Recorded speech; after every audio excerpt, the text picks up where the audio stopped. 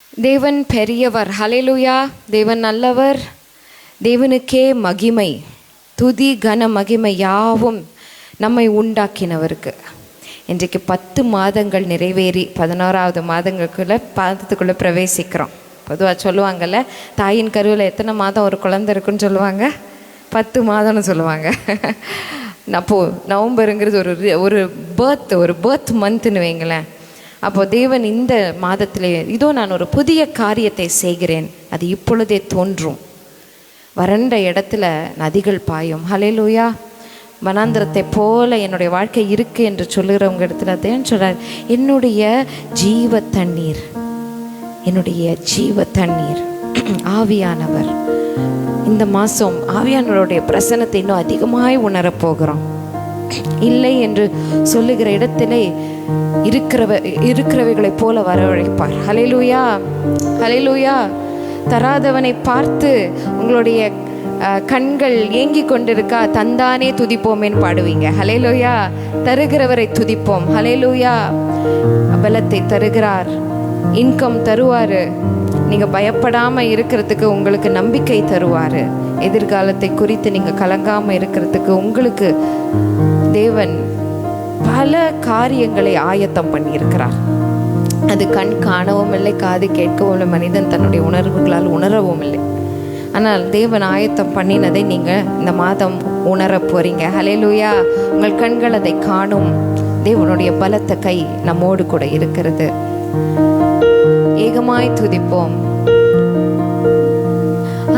அற்புதமே அவர் நடத்துதலே, ஆனந்தமே பரமானந்தமே, நன்றியால் உள்ளமே மிக பொங்கிடுதே நாம். அல்லேலூயா துதி சாற்றிடுவோம். ஹல்லேலூயா. கர்த்தரை ஏகமாய் துதிப்பதற்கென்று எல்லாரும் கைத்தட்டி பாடுவீங்களா? ஓகே, எல்லாரும் கைத்தட்டி பாடணும். யாரும் சோகமாக இருக்கக்கூடாது. சோகமாக இருக்கிறதுக்காக சபைக்கு வரல. ஹல்லேலூயா. அது வீட்டிலே சோகமாக இருக்கலாம். நீங்கள் இங்கே வந்து தான் சோகமாக இருக்கணும்னு அவசியம் இல்லை. இங்கே ரெண்ட்டு கட்டுறாங்க, எதுக்கு கட்டுறாங்க? நீங்கள் எல்லாரும் இங்கே ஒரே குடும்பமாய் தேவனை சந்தோஷமாய் ஆராதிக்கணும். ஹல்லேலூயா, ஹல்லேலூயா. கைகளை தட்டி அல்லேலூயா கர்த்தரையே ஏகமாய் துதியுங்கள், அவர் நடத்தும் செயல்களெல்லாம் ஆர்த்தூரி துதியுங்கள், வல்லமையாய் கிரியை செய்யும் வல்லோரை துதியுங்கள், எல்லோரையும் ஏற்றுக்கொள்ளும் இயேசுவை துதியுங்கள், ராஜாதி ராஜனாம் இயேசு ராஜன் பூமியில் ஆட்சி செய்வார். அல்லேலூயா, அல்லேலூயா. தேவனை துதியுங்கள்,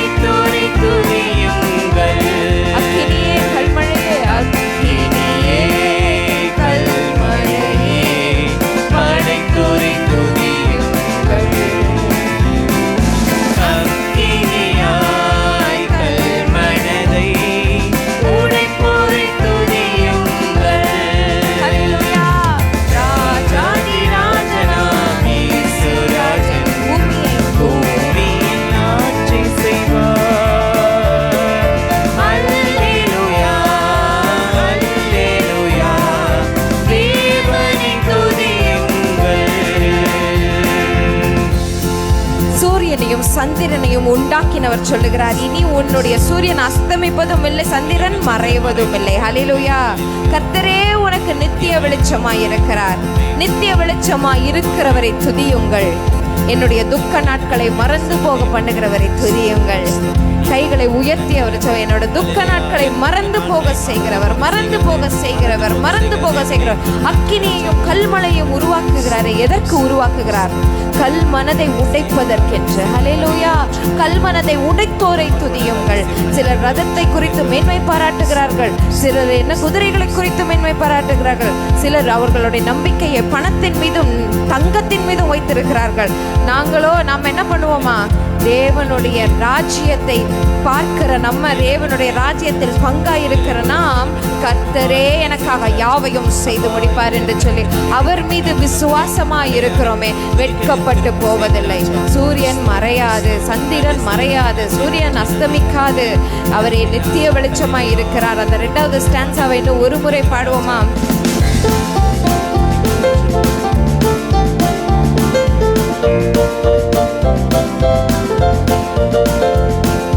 சூரியனே சந்திரனே தேவனை துதியுங்கள், ஒளியதனை எங்கள் உள்ளம் அளித்தோரை துதியுங்கள். அக்கினி கல்மலை, அக்கினியே கல்மழையே படைத்தோரை துதியுங்கள். அக்கினியாய் கல்மனதை உடைப்போரை துதியுங்கள். ராஜாதி ராஜனாம் இயேசு ராஜன் பூமியில் ஆட்சி செய்வார். அல்லேலூயா அல்லேலூயா தேவனை துதியுங்கள். பிள்ளைகளே வாலிபரே தேவனை துதியுங்கள். வாழ்வதனை அவர் பணிக்கே கொடுத்தனி துதியுங்கள். பெரியவரே பிரபுக்களே தேவனை துதியுங்கள். செல்வங்களை இயேசுவுக்காய் செலுத்தி துதியுங்கள். ராஜாதி ராஜனாம் இயேசு ராஜன் பூமியில் ஆட்சி செய்வார். அல்லேலூயா அல்லேலூயா தேவனை துதியுங்கள். கடலே சமுத்திரமே தேவனை துதியுங்கள். அலை அலையாய் ஊழியர்கள் எழுப்பினார் துதியுங்கள். தூதர்களே முன்னோடிகளே தேவனை துதியுங்கள். பரலோகத்தை பரிசுத்தர்கள் நிரப்புவார் துதியுங்கள்.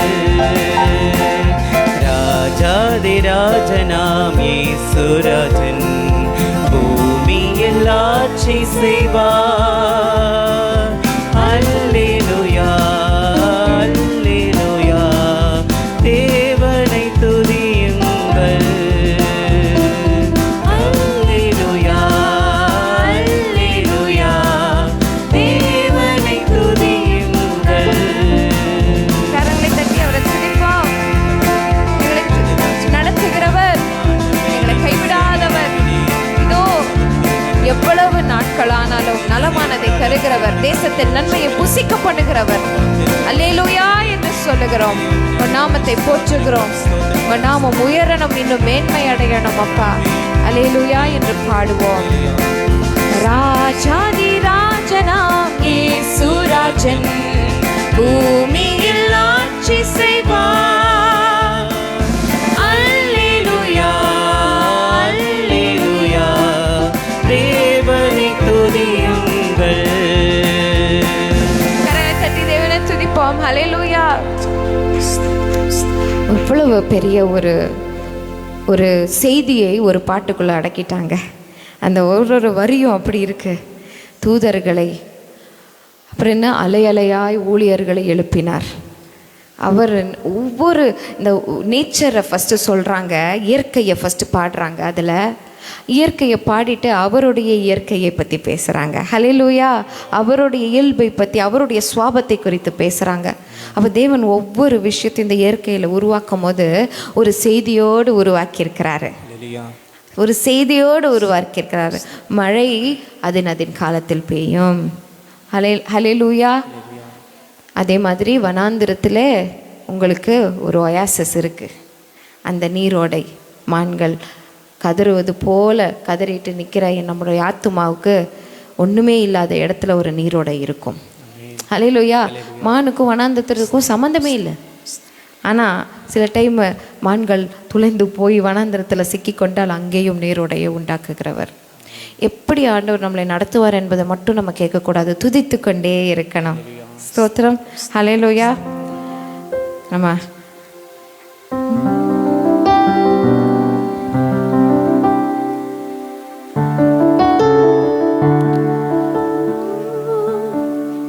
எந்த அன்புள்ள ஆண்டவர் இயேசுவை நான் உந்தன் நாமத்தை போற்றிடுவேன். எந்த அன்புள்ள ஆண்டவர் இயேசுவை நான் உந்தன் நாமத்தை போற்றிடுவேன். உம்மை போல் ஒரு தேவனை பூமியில் அறிந்தேன், உயிர் தந்த தெய்வம் நீரே. இந்த பாட்டை அம்மா ஏன் சூஸ் பண்ணாங்க இன்னைக்குன்னு தெரியல. நான் என் வாழ்க்கையில் சின்ன வயசில் முதல் கற்றுக்கிட்ட பாட்டு, கீபோர்டு வாசிக்க கற்றுக்கிட்ட பாட்டு இந்த பாட்டு தான். ஹல்லேலூயா. இன்றைக்கு ஒரு கீபோர்டு கடைக்கே ஆண்டவர் என்ன வைத்திருக்கிறார். நினச்சா சிரிப்பு வருது எனக்கு ஆக்சுவலி. ஏன்னா ஒன்றுமே தெரியாத நம்மளை ஆண்டவர் தேர்ந்தெடுக்கிறாரு. இது வரைக்கும் பார்க்காத காரியங்களெல்லாம் கையில் கொடுத்து வாசிக்க வைக்கிறாரு. அப்புறம் அதுக்கே அதிபதியாக போடுறாரு. ஹல்லேலூயா. தேவன் எவ்வளவோ வல்லமை உள்ளவர், எவ்வளவோ வல்லமை உள்ளவர். அவரால் செய்யக்கூடாத அதிசயமான காரியம் ஒன்றுமே இல்லை. உம்மை போல் ஒரு தேவனே பூமியில் அறிந்தேன், உயிர் தந்த தெய்வமே.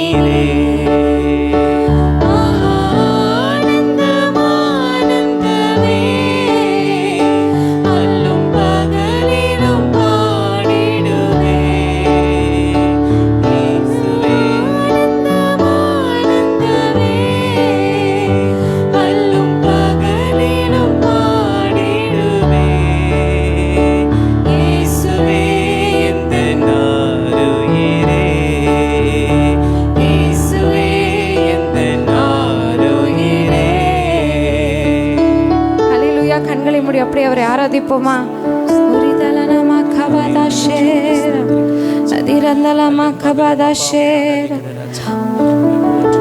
பெற்ற தாயும் தந்தையுமானவர், எனக்கு எல்லாமே அவர்தான், எல்லாமே அவர்தான். அவருடைய கண்ணின் மணியை போல என்னை பாதுகாக்கிறவர். இந்த உலகம் என்னை அடிக்கும் போது, இந்த உலகத்தில் உள்ள காரியங்கள் என்னை அலையாய் வந்து என்னை அடித்து மோதும் போது, அவருடைய கண்ணின் மணி தொடுகிறதை போல அது அவருடைய கண்ணின் மணியில் வந்து அந்த அலை அடிக்குது. இப்போ அவர் நிச்சயமாக தம்முடைய சிங்காசனத்திலிருந்து பதிலை கொடுப்பார். நிச்சயமாக அவர் கண்களை அவர் பராமரிப்பார். ஹல்லேலூயா. உம்முடைய கண்கள் என்னை காண்கிறது. இம்மானுவேல், எல் என்றால் L, Elyon, L Shaddai, L Roi. L என்றால் இறைவன், அவர் தேவன், கர்த்தர். இப்போ இம்மானுவேல் எல்ன்னு சொல்கிறாங்க பார்த்தீங்களா? மானு, இம்மானுனா மனிதனோடு எல் கடவுள். அப்போ என்னது அது? தேவன் நம்மோடு இருக்கிறார். இம்மானுவேல், தேவன் நம்மோடு இருக்கிறார். அதான் எபிரேய மொழியில் இம்மானுவேல். நம்ம இம்மானுவேல் என்று சொல்லுகிறோம், ஆனால் இம்மானுவேல் அது. பாருங்க, எல் ஷடாய் நம்மோடு கூட இருக்கிறார். எல் ரோயி, காண்கிறவர் நம்மோடு கூட இருக்கிறார். எல் எல்யோன் நம்மோடு கூட இருக்கிறார். அவர் என்றைக்குமே நம்மோடு கூட இருக்கிறதுக்காக அவர் இருக்கிறவராகவே இருக்கிறார்.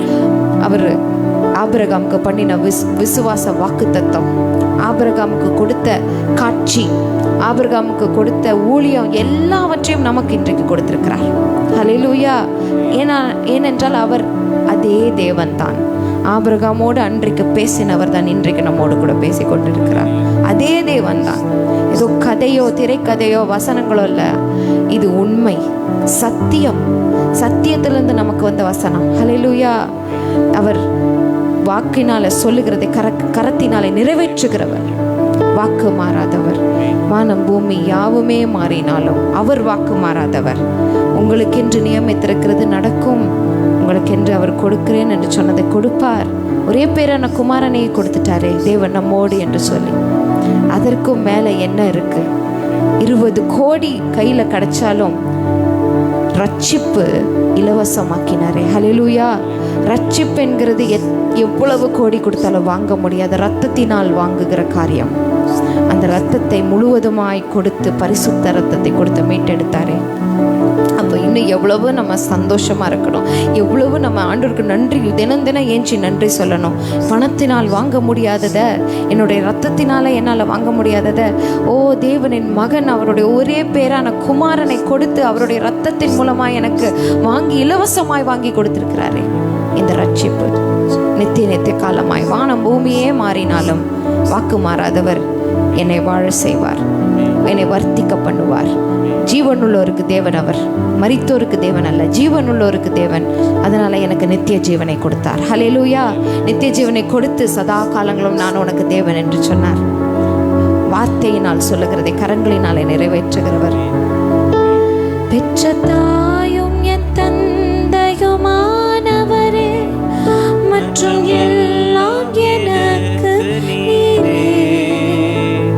பெற்ற தாயும் என் தந்தையுமானவரே, மற்றும் எல்லாம் எனக்கு நீரே. வானம் பூமியும் யாவுமே மாறினும் நீரோ வாக்கு மாறாதவரே. வானம் பூமியும் யாவுமே மாறினும் நீரோ வாக்கு மாறாதவரே.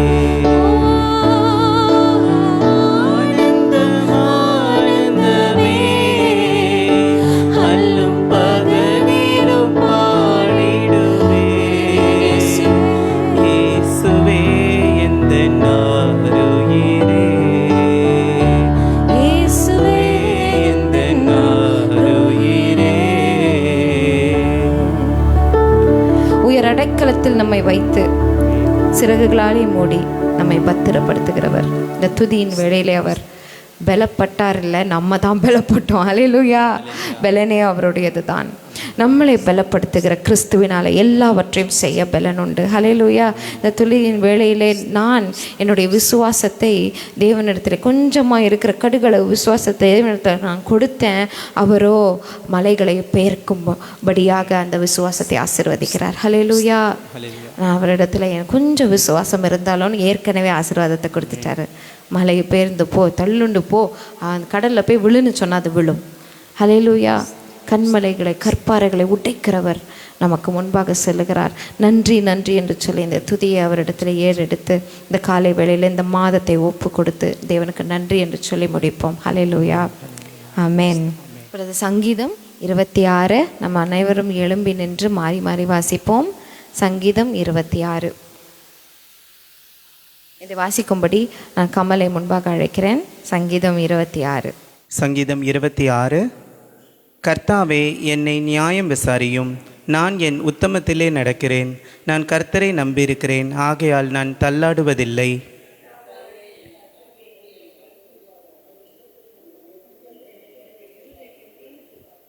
உம்முடைய கிருபை என் கண்களுக்கு முன்பாக இருக்கிறது. உம்முடைய சத்தியத்திலே நடந்து கொள்ளுகிறேன்.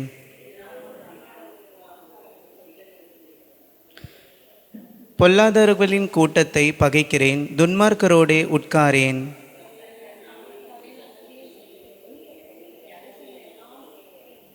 நான் குற்றமில்லாமையிலே என் கைகளை கழுவி உம்முடைய பீடத்தை சுற்றி வருகிறேன்.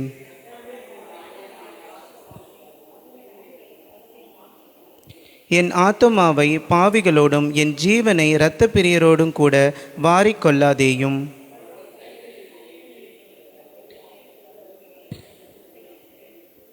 நானோ என் உத்தமத்திலே நடப்பேன். என்னை மீட்டு கொண்டு என் மேல் இரக்கமாயிரும். என் கால் செம்மையான இடத்திலே நிற்கிறது. சபைகளிலே நான் கர்த்தரை துதிப்பேன். ஆமேன். கர்த்தருடைய பரிசுத்த நாமத்திற்கு ஸ்தோத்திரம். இந்த மாதத்தின் முதலாம் நாள் நவம்பர் மாத துவக்க வாழ்த்துதல்களை உங்களுக்கு நாங்கள் தெரிவித்துக் கொள்கிறோம். அர்ப்பணா சொன்னது போல் இந்த 10 மாதம் அளவும் நம்மை சுமந்து நடத்தி கொண்டு வந்து இந்த 11வது மாதத்திற்குள்ளாய் நாம் பிரவேசிக்கத்தக்கதான கிருபை தேவன் நமக்கு கொடுத்ததற்காக நாம் தேவனுக்கு நாம் நன்றி செலுத்துவோம். இந்த நாளிலும் கூட கர்த்தர் நம்மோடு கூட என்ன பேசுகிறார் என்று சொல்லி நாம் நம்முடைய சிந்தனைகளை எல்லாம் நாம் ஒருமுகப்படுத்தி சிந்தனைகள் சிதற விடாதபடிக்கு அவருடைய வார்த்தை மாத்திரம் நாம் கவனமாக கேட்க நாமே இந்த நேரத்தில் ஆயத்தப்படுத்திக் கொள்வோம். இந்த நாளிலே கர்த்தர் கொடுத்த ஒரு வாக்குத்தத்தம், இந்த வேதத்தில் எல்லாமே அநேக வசனங்கள் வாக்குத்தத்தங்களாலே இந்த வேதமானது நிறைந்திருக்கிறது. எல்லா வாக்குத்தத்த வசனங்களும் நமக்கு சொந்தமானது தான். அதை நாம் உரிமையாக்கி கொள்ள வேண்டும். அதில் உரிமை பாராட்டி நாம் ஆசீர்வாதங்களை நாம் பெற்றுக்கொள்ள வேண்டும். அது ரொம்ப கடினமான காரியமே கிடையாது. நமக்கு முதலாவது விசுவாசம் வேண்டும். அந்த வார்த்தையை நமக்கு உரிமையாக்கி கொள்வதிலே நமக்கு விசுவாசம் வேணும். அது நடக்கும் என்று சொல்லி நாம் நம்ப வேண்டும். சில கட்டளைகள் இருக்கும். அந்த கட்டளைகளுக்கு கீழ்ப்படியும் பொழுது அந்த வார்த்தைகள் நம்முடைய வாழ்க்கையிலே நிறைவேறும். நாம் மிகுந்த செழிப்புள்ளவர்களாய் நாம் இந்த உலகத்தில் கண்டிப்பாக நாம் வாழ முடியும். அவருடைய வார்த்தை நமக்கு ஜீவனை கொடுக்கிறது, பலனை கொடுக்கிறது, தைரியத்தை கொடுக்கிறது.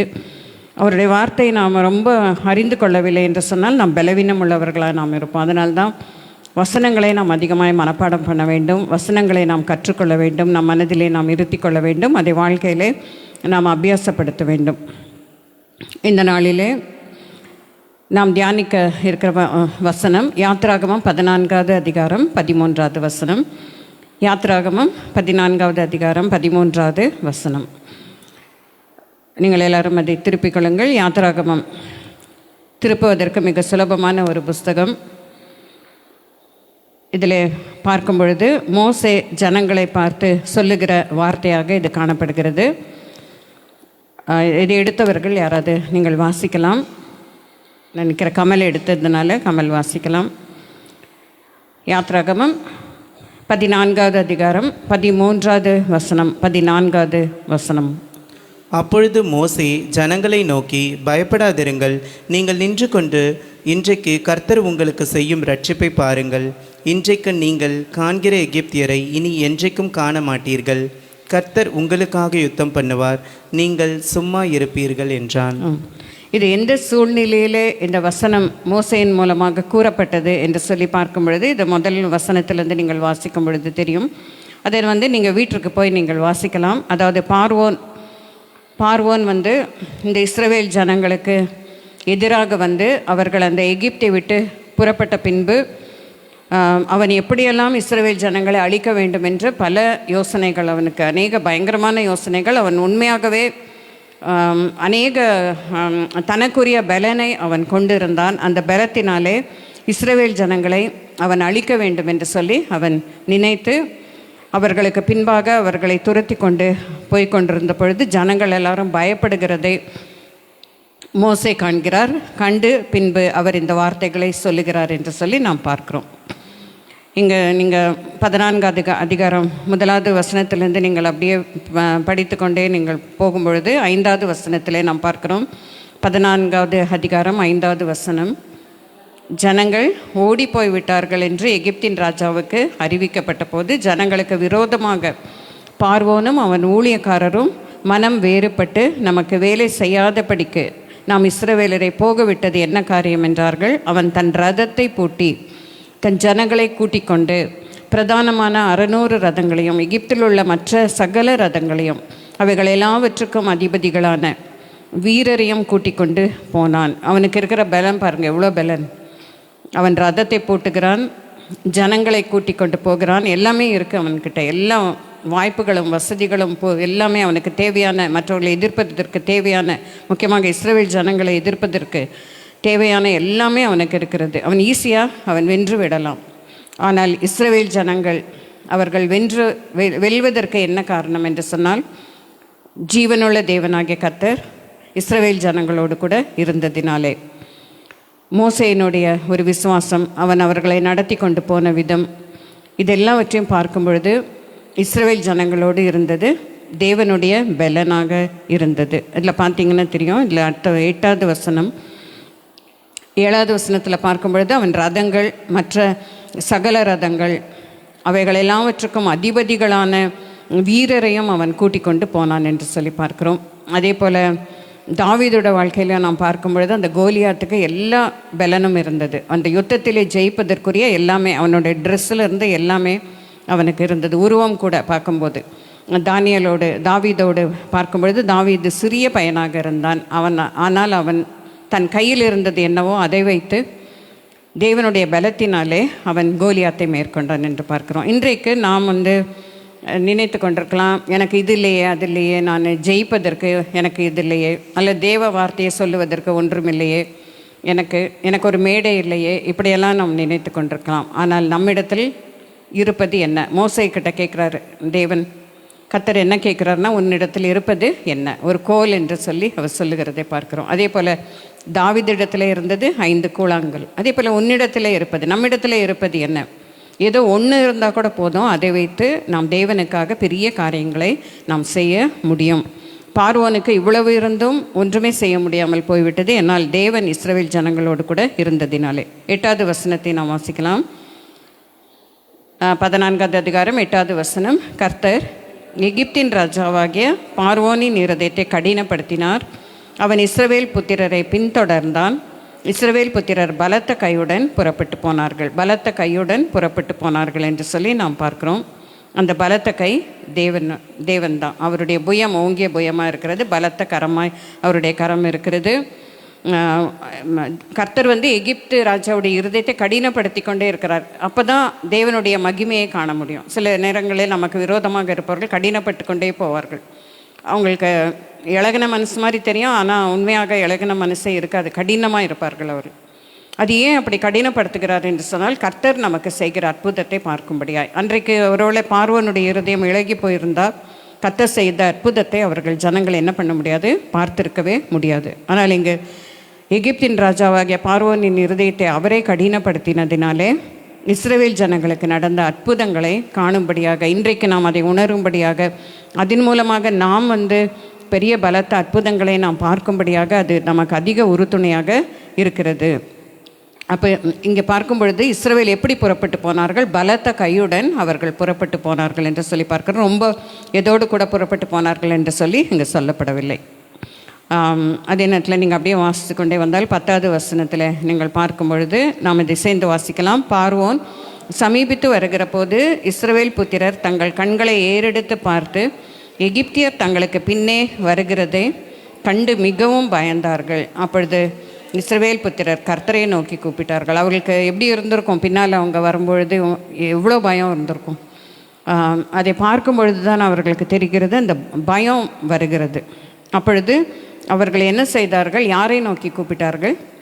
கர்த்தரை நோக்கி கூப்பிட்டார்கள். நான் பயப்படும் நாளிலே யாரை நோக்கி கூப்பிடுவேன்? கர்த்தரை நோக்கி கூப்பிடுவேன் என்று சொல்லி தாவீது ராஜா சொல்லுகிறார். நாம் பயப்படும் நேரத்தில் நாம் முறுமுறுத்தோமானால் அல்லது வேறு விதமான காரியங்களிலே ஈடுபட்டோமானால் நம்முடைய பலன் குன்றினதாய் போய்விடும். அதனாலே நாம் பயப்படும் பொழுது மகா பெரிய தேவனாகிய கர்த்தரை நாம் என்ன செய்ய வேண்டும்? உறுதியாய் நாம் பற்றி கொள்ள வேண்டும். உம்மை உறுதியாய் பற்றி கொண்ட மனதையுடையவன் உண்மையே நம்பி இருக்கிறபடினாலே அவனை பூரண சமாதானத்துடன் நிற்காத்து கொள்வீர் என்று சொல்லி வசனத்திலே, ஏசாயா தீர்க்கதரிசன புஸ்தக வசனத்திலே நாம் பார்க்குறோம்.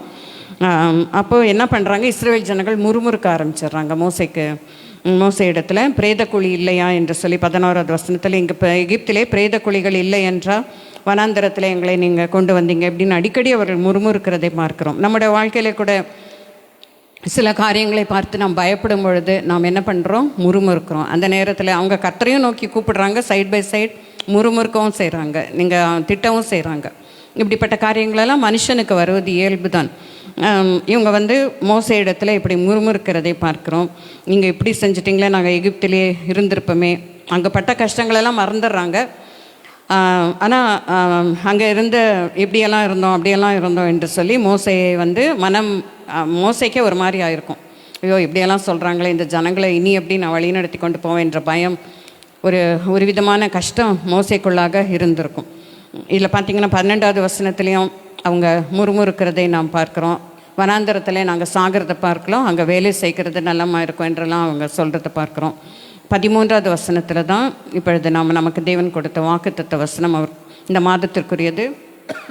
அப்பொழுது மோசே என்ன சொல்கிறாரு, ஜனங்களை நோக்கி முதலாவது பயப்படாதிருங்கள், பயப்படாதிருங்கள், பயப்படாதிருங்கள், பயப்படாதிருங்கள் என்று சொல்லி அநேக வசனங்கள் 366 தடவை இந்த வேதத்தில் இருக்கிறது என்று சொல்லி நாம் பார்க்குறோம். ஒவ்வொரு நாளைக்கும் ஒவ்வொரு பயப்படாதிருங்கள் என்று சொல்லி. தேவனுக்கு நல்லா தெரியும் நம்ம பயப்படுகிறவர்கள் என்று சொல்லி. அநேக விதவிதமான பயங்கள் நமக்கு இருக்கிறது. சின்ன காரியத்தை பார்த்தாலும் பயம், பெரிய காரியங்களை பார்த்தால் பயம், ஒரு எறும்பை பார்த்தால் பயம், ஒரு காக்ரோச்சை பார்த்தால் நமக்கு பயமாக இருக்கிறது, இருட்டை பார்த்தால் பயம், தண்ணீரை பார்த்தால் பயம். நேற்று நான் ஒரு யூடியூப் ஒரு இதை பார்த்து கொண்டிருந்த பொழுது ஒரு டாக்டருக்கு ஒரு மெசேஜ் அனுப்புகிறாங்க. என்ன என்று சொன்னால், அந்த ஒரு சகோதரன் தெரியல, ஒரு மெசேஜ் அவங்களுக்கு வந்திருக்கு. அவங்களுக்கு என்ன வருதுனாக்கா, கதவை வந்து நீ 3 தடவை திறந்து மூடு, அப்படி மூடலைன்னா உங்கள் வீட்டில் ஏதாவது ஒரு மரணம் நடக்கும் அப்படின்னு. அப்படி ஒரு மைண்டு வாய்ஸ் அப்படின்னு சொல்லுவாங்க. அந்த வாய்ஸ் வந்து அவங்களுக்கு கேட்குதான் ஒரு சகோதரிக்கு. அவங்க அதே மாதிரி பண்ண அடிக்கடி அப்படி பண்ண ஆரம்பிக்கிறாங்க. இதே விதமாக அவங்க செய்ய ஆரம்பித்து இன்னொரு தடவை என்னன்னா, வெள்ளை டைல்ஸை வந்து உன் கண்ணுக்கு பட்டுச்சுன்னா உங்கள் வீட்டில் உங்கள் அப்பா இறந்துருவார் அப்படின்னு மைண்டு வாய்ஸ் வருது. அதே மாதிரி அவங்களுக்கு என்ன பண்ணுறாங்க, ஒரு வெள்ளை டைல்ஸை பார்க்குறாங்க, அப்புறம் அடுத்த நாள் அவங்க அப்பா இறந்துடுறாங்க. இப்படிப்பட்ட பயங்களெல்லாம் நமக்கு வரும், தேவையில்லாத பயங்கள். பார்த்திங்கன்னா அவங்க அந்த டாக்டர் என்ன சொல்கிறாங்கன்னா, இதெல்லாம் தேவையில்லாத பயங்கள், மைண்டில் வர வாய்ஸஸ் பல விதமாக வரும், வராமையே இருக்காது. எத்தனை பேருக்கு உங்களுக்கு வருது வரலன்னு எனக்கு தெரியாது, பட் கண்டிப்பாக வந்து தான் ஆகும். அதுக்காக ஒவ்வொன்றுக்குமே நம்ம பயந்து கொண்டிருந்தால் நம்ம என்ன பண்ண முடியாது, வாழ்க்கையில் நம்ம வாழவே முடியாது. ஒரு விதத்துக்கு பார்த்தா அந்த மாதிரி காரியங்களெல்லாம் பண்ணி கடைசியில் பைத்தியமாக்கி நமக்கு மைண்டே கெட்டுரும். அந்த மாதிரி ஒரு சூழ்நிலை வரும். அந்த டாக்டர் என்ன சொல்கிறாங்க, இதுக்கெல்லாம் நம்ம பார்க்கக்கூடாது, அவங்க வயதானதுனால இறந்துருக்கலாம் அல்லது பலவீனமானதுனால இறந்துருக்கலாம். அந்த டாக்டருடைய அப்பா வந்து என்ன பண்ணியிருக்காங்க, இந்த டாக்டருக்கு 7 வயசு இருக்கும்போதே அவங்க அப்பா இறந்துட்டாங்களாம். இப்படி வந்து தான் இறக்கணுன்ட்டு இல்லை, அது எப்போ வேணால் யாருக்கு வேணால் என்ன வேணால் ஆகும். ஆனால் சில நேரங்களில் நமக்கு வந்து இப்படிப்பட்ட மைண்டு வாய்ஸ் வரும், சிலது பேசுகிற மாதிரி இருக்கும். அதை பார்த்து என்ன பண்ணுவோம், நம்ம வார்த்தைகளை நம்பாமல் இதற்கு முக்கியத்துவம் கொடுத்து நாம் பயந்து போய் விடுகிறோம். இப்படிப்பட்ட பயங்களெல்லாம் நம்முடைய வாழ்க்கையில் வருவதற்கு வாய்ப்பு இருக்கிறது.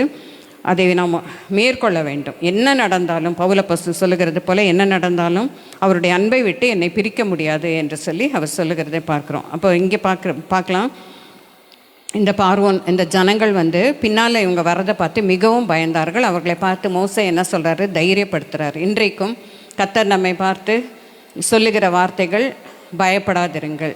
நம்மளே பார்த்து நம்ம சொல்லிக்கலாம், பயப்படாதிருங்கள் சொல்லலாம், எல்லாமே பயப்படாதிருங்கள். நீங்கள் நின்று கொண்டு இன்றைக்கு கர்த்தர் உங்களுக்கு செய்யும் ரட்சிப்பை பாருங்கள்.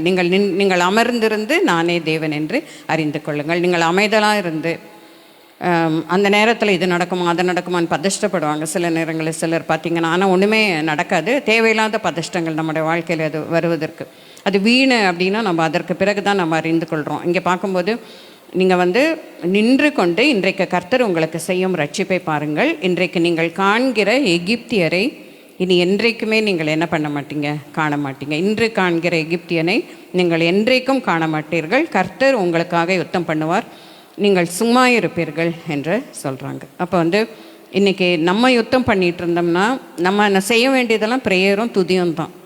யோர்தான் அந்த அந்த செவுரு அதை சுற்றி வந்து 7 தடவை துதித்து கொண்டே நடந்த பொழுது அது வந்து விழுந்து போகிறதை நாம் பார்க்குறோம் இல்லையா.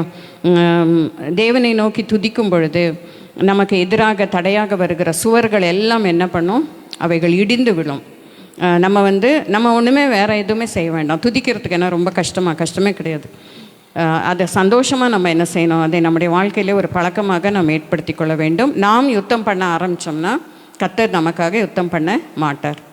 நம்ம செய்ய வேண்டியது ஜெபமும் துதியும் தான். நம்முடைய வாயிலே வர வேண்டியதெல்லாம் முறுமுறுப்புகள் நீங்கி துதி மாத்திரம் நாம் பழக்கப்படுத்தி கொண்டால் கர்த்தர் நமக்கு என்ன பண்ணுவார், இந்த மாதத்தில் ஒரு பெரிய வெற்றியை நமக்கு அவர் கொடுப்பார். அதனால் இன்று கண்ட எகிப்தியரை இனிமேல் நீங்கள் என்ன பண்ண மாட்டீங்க, காண மாட்டீர்கள் என்று சொல்லுகிறார். அப்போ நம்முடைய வாழ்க்கையில் கூட எகிப்து போல பெரிய பெரிய காரியங்கள் நம்முடைய அது மாதிரி கண்டிப்பாக வராது. ஓரளவுக்கு அதில் கொஞ்சம் ஒரு பங்காவது வரும் நமக்கு கண்டிப்பாக. அதை நம்முடைய வாழ்க்கையில் நம்ம பார்க்கும் பொழுது ஏதோ ஒன்று நடக்கும்னு நம்ம நினைக்கும் பொழுது அவர் நம்மை நோக்கி சொல்லுகிறது என்ன என்று சொன்னால், பயப்படாதிருங்கள், கர்த்தர் உங்களுக்கு செய்யும் ரட்சிப்பை நீங்கள் பாருங்கள், நீங்கள் நின்று கொண்டு பாருங்கள் என்று சொல்லப்பட்டிருக்கிறது. இன்றைக்கு நீங்கள் காணுகிற எகிப்தியரை இனி என்றைக்குமே காண மாட்டீர்கள். நீங்கள் அமர்ந்திருந்து நானே தேவன் என்று அறிந்து கொள்ளுங்கள்.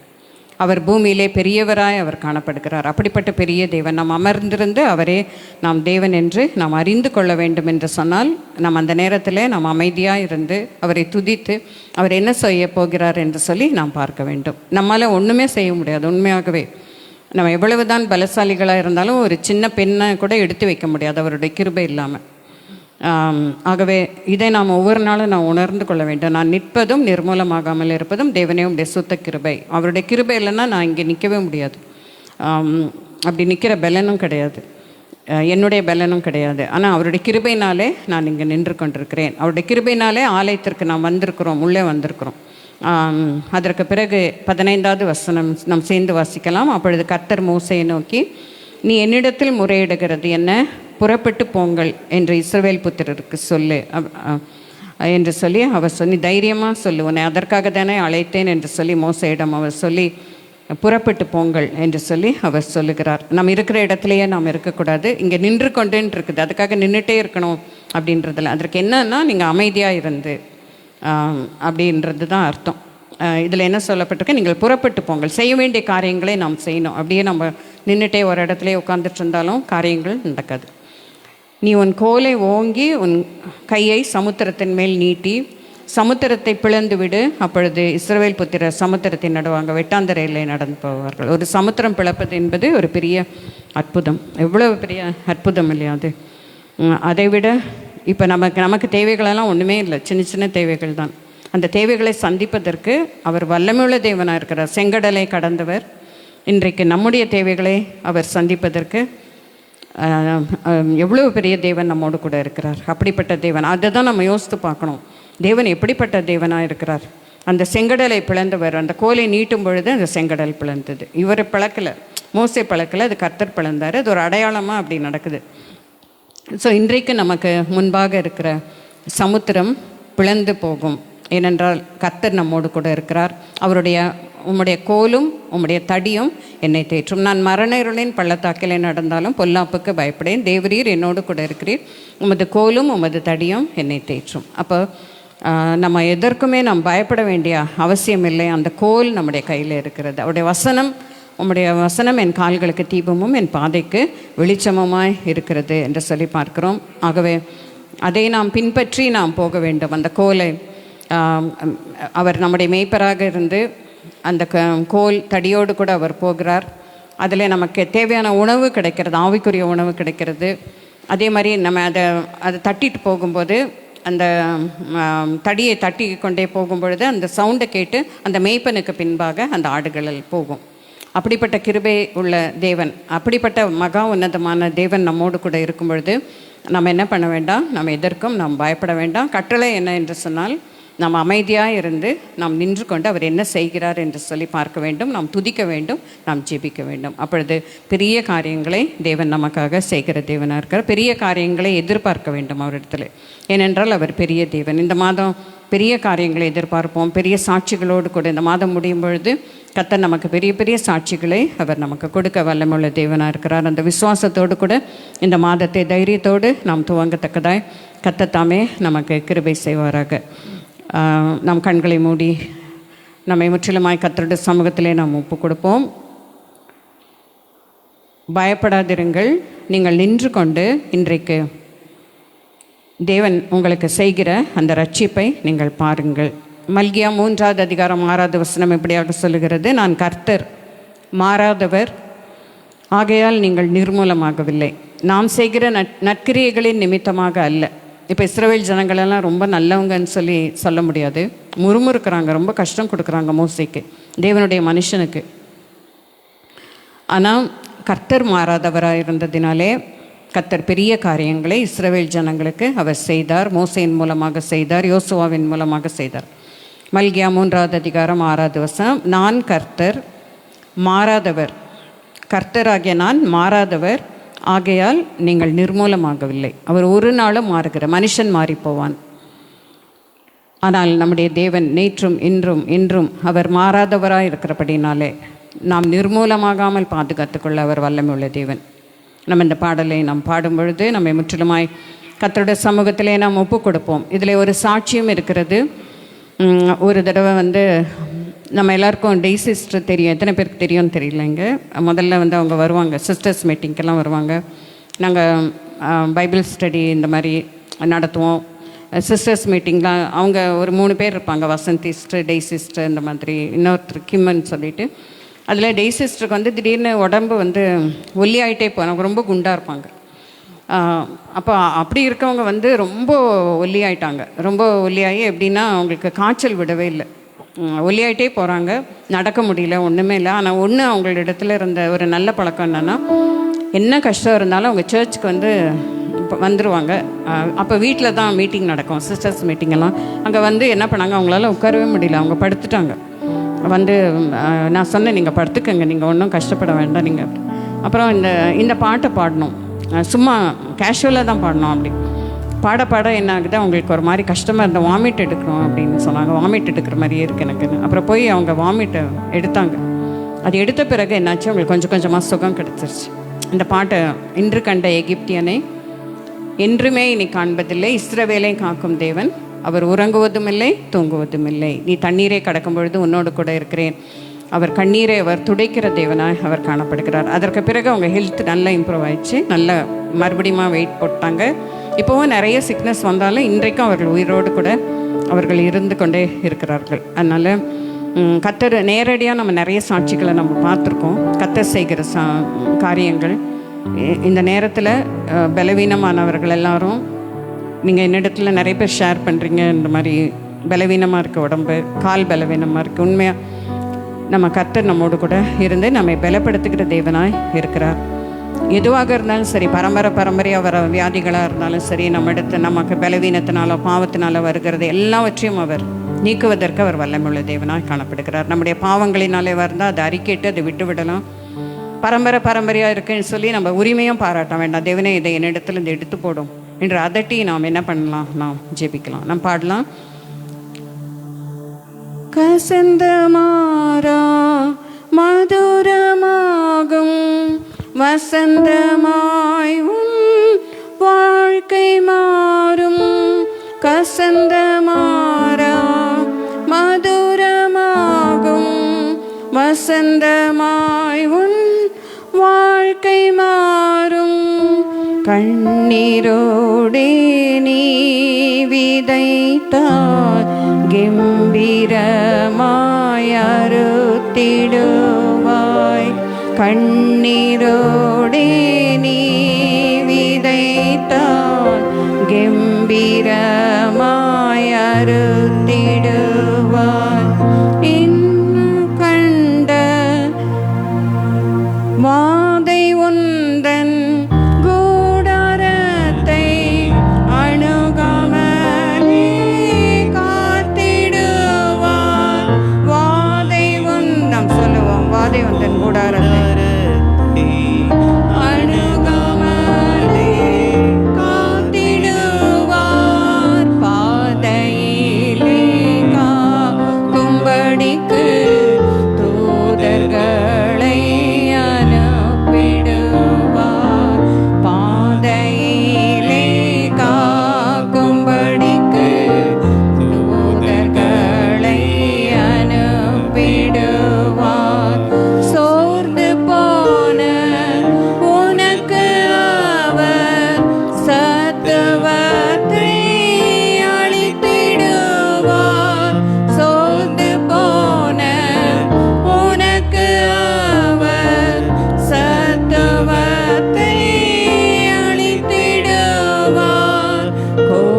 கோரமான புயல் வந்தாலும் போதகத்தால் தேற்றிடுவார்.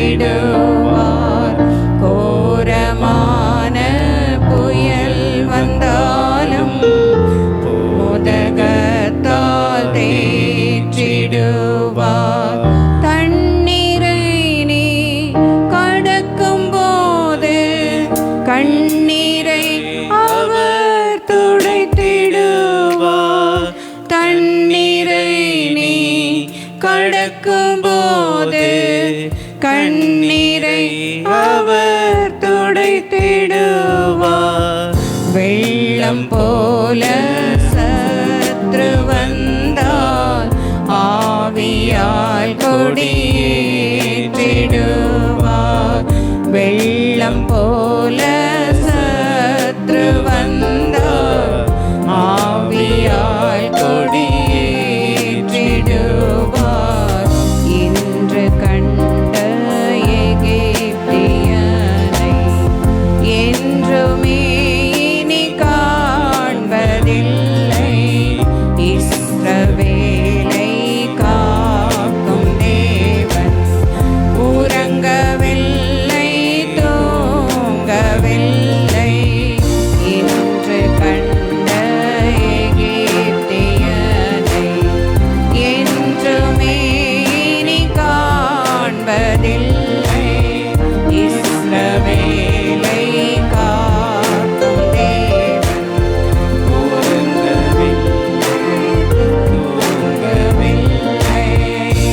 அல்லையா. கரங்களை ஊற்றி தேவனுக்கு நன்றி செலுத்தலாம். எல்லாரும் எழுந்து நிற்போம். எழுந்து நின்று தேவனே, உடைய பலத்தினாலே நீர் இடைக்கட்டும் அப்பா.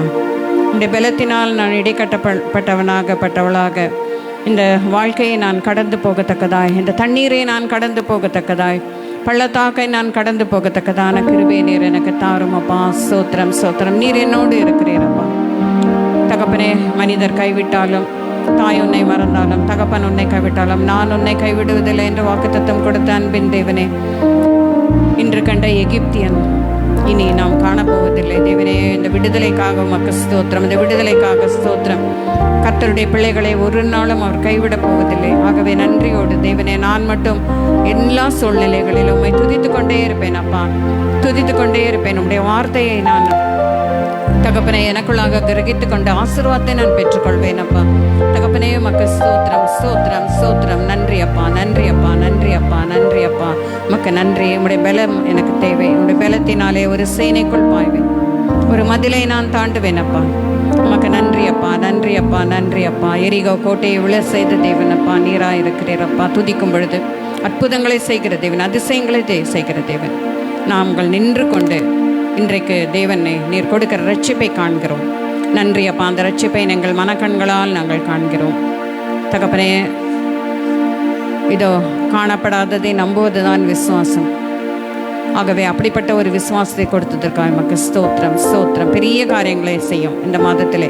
அந்த விசுவாசத்தினாலே நாங்கள் பெரிய காரியங்களை காணவும் அனுபவிக்கவும் வசனத்திலே வளரவும் துதிக்கவும் எங்களுக்கு உதவி செய்கிறோம் என்று எங்களை நாங்களே அர்ப்பணிக்கிறோம். தகப்பனே, உமக்கு நன்றி. இயேசு கிறிஸ்துவின் நாமத்தினாலே கேட்டுக்கொள்கிறோம் அன்பின் பரமபிதாவே, ஆமென். ஸ்தோத்திரம் ஸ்தோத்திரம்.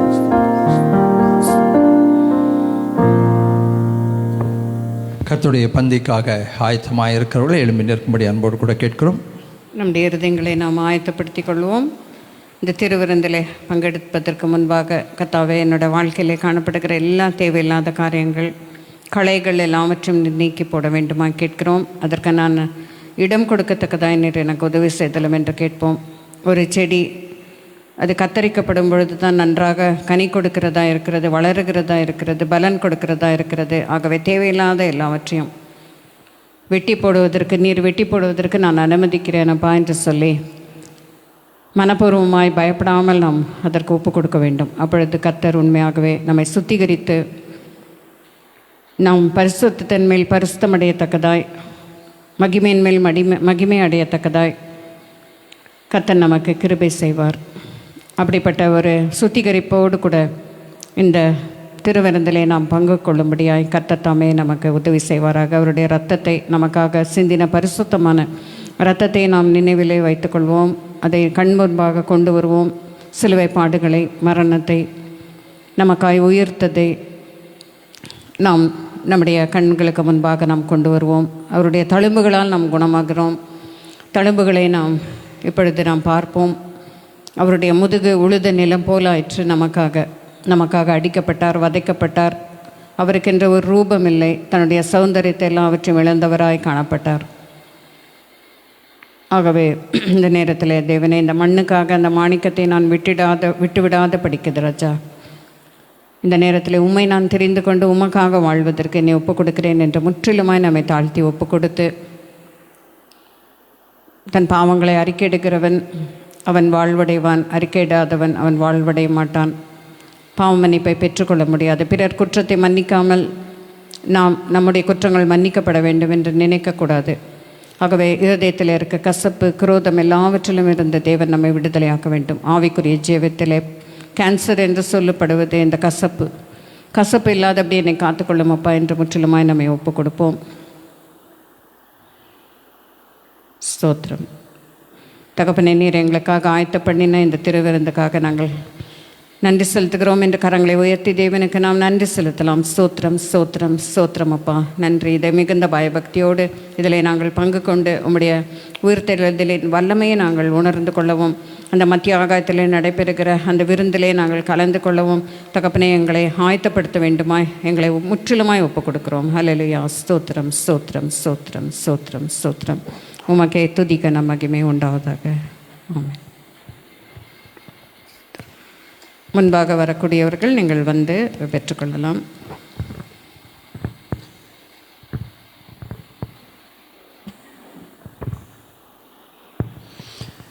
இயேசு கிறிஸ்து தாம் கொடுக்கப்பட்ட அந்த ராற்றிலே அப்பத்தை எடுத்து ஸ்தோத்திரம் பண்ணி அதை பிட்டு சீஷர்களுக்கு கொடுத்து, நீங்கள் இதை வாங்கி புசியுங்கள், இது உங்களுக்காக பிற்கப்படுகிற என்னுடைய பரிசுத்த திரு சரீரமாக இருக்கிறது, இதை நீங்கள் ஏற்றுக்கொள்ளும் போதெல்லாம் என்னை நினைவு கூறும்படி செய்யுங்கள் என்று திருவுளம் பற்றினார். அந்தபடியே அவர்கள் போஜனம் பண்ணின பின்பு இயேசு கிறிஸ்து பாத்திரத்தையும் எடுத்து ஸ்தோத்திரம் பண்ணி அதை அவர்களுக்கு கொடுத்து, நீங்கள் இதில் பானம் பண்ணுங்கள், இது உங்களுக்காகவும் அநேகருக்காகவும் பாவம் மன்னிப்புக்கென்று நான் சிந்துகிறேன் என்னுடைய புதிய உடன்படிக்கைக்குரிய திரு ரத்தமாக இருக்கிறது, இதை நீங்கள் ஏற்றுக்கொள்ளும் போதெல்லாம் என்னை நினைவு கூறும்படிப்படி செய்யுங்கள் என்று திருவுளம் பற்றினார். நமக்காக கல்வாரி சிலுவையிலே பிற்கப்பட்ட ஆண்டவராகிய இயேசு கிறிஸ்துவினுடைய பரிசுத்த மாம்சமும் ஊற்றி கொடுக்கப்பட்ட அவருடைய பரிசுத்த திரு ரத்தமுமாக இருக்கிறது. ஆமேன்.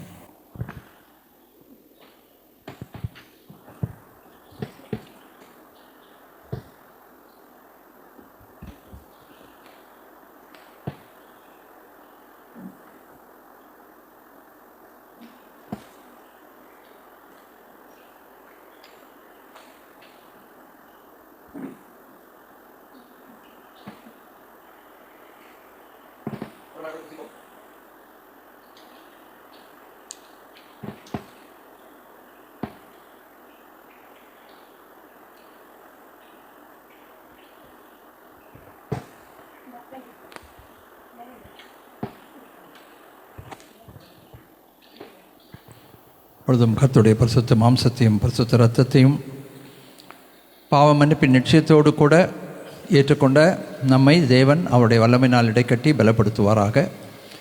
நம்முடைய ஆவிக்குரிய வாழ்க்கையிலே ஒரு வளர்ச்சி, ஒரு முன்னேற்றத்தை கர்த்தர் கட்டளையிட்டு அருள்வாராக. உலகத்துக்கு விலகி வாழ்கிற ஒரு வாழ்க்கையை தேவன் நமக்கு கட்டளையிட்டு அருள்வாராக. சோதனைகளை ஜெயிக்கிற ஒரு பலத்தை கர்த்தர் நமக்குள் சிருஷ்டித்து அருள்வாராக. எல்லாவற்றுக்கும் மேலாக நம் தேவ செய்தியிலே கேட்டபடி கர்த்தர் நமக்காக வழக்காடி யுத்தம் செய்து நமக்காக ஜெயத்தை சம்பாதித்து ஒரு விடுதலையை கர்த்தர் இந்த மாதத்திலே நமக்கு கட்டளையிட்டு அருள்வாராக. கரமும் மகிமையும் துதியும் ஸ்தோத்திரமும் ஆட்சிமையும் வல்லமையும் புகழ்ச்சியும் நமக்காக ரத்தம் சிந்தி நம்மை மீட்டு பரலோக பாக்கியத்தை நமக்கு உறுதிப்படுத்தி இருக்கிற, உலகத் தோற்றத்துக்கு முன்பாக தெரிந்து கொள்ளப்பட்ட, உலகத் தோற்றம் முதல் அடிக்கப்பட்ட இந்த ஆட்டுக்குட்டியானவருக்கே உண்டாவதாக. ஆமேன். இணைந்து சொல்வோம். என் ஆத்துமாவே கர்த்தரை ஸ்தோத்திரி, என் முழு உள்ளமே அவருடைய பரிசுத்த நாமத்தை ஸ்தோத்திரி. ஆத்துமாவே கர்த்தரை ஸ்தோத்திரி, அவர் செய்த சகல உபகாரங்களையும் மறவாதே. ஆமேன்.